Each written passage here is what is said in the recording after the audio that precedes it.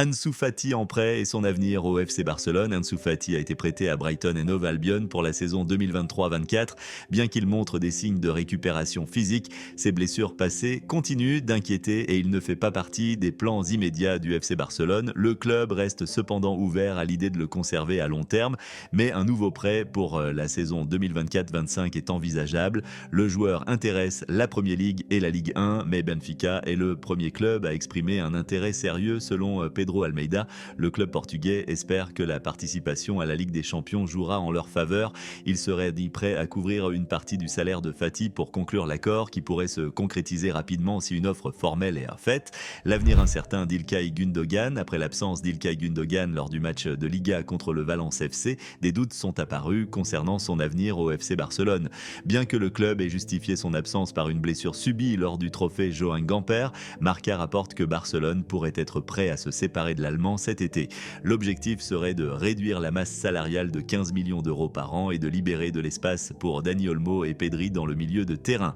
Malgré cela, Hansi Flick a tenté de rassurer en affirmant que sa relation avec Gundogan reste bonne et qu'il pense que le joueur restera au club.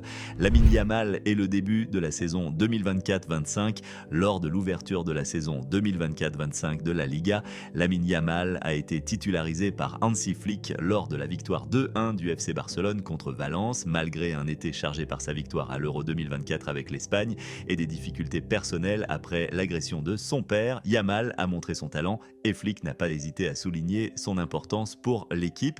Flick a également exprimé sa satisfaction quant à la performance générale de son équipe, tout en reconnaissant qu'ils ont mieux joué en deuxième mi-temps. Le prochain défi pour Flick et son équipe sera un match à domicile contre l'Athletic Club le 24 août. Liverpool fixe un prix pour Darwin Núñez. Liverpool a fixé un prix de départ de 85 millions d'euros pour Darwin Núñez, un joueur qui intéresse le FC Barcelone. Avec 18 buts et 13 passes décisives en 52 matchs, Núñez est un atout précieux pour les Reds qui ne sont pas pressés de le laisser partir. Sous contrat jusqu'en 2028, Liverpool veut maximiser la valeur de son transfert et le montant demandé pourrait dissuader les prétendants, y compris le Barça. Les adieux de Sergi Roberto au Camp Nou après 32 ans au FC Barcelone. Sergi Roberto ne prolongera pas son contrat. L'ancien capitaine, formé à la Masia, ne fait pas partie des plans d'Hansi Flick. Le Barça organisera une cérémonie d'adieu pour Roberto ce mardi au Camp Nou. Son avenir pourrait se dessiner entre l'Ajax, la Fiorentina ou le FC Séville. Le FC Barcelone s'intéresse à Mattia Liberali en quête de renfort.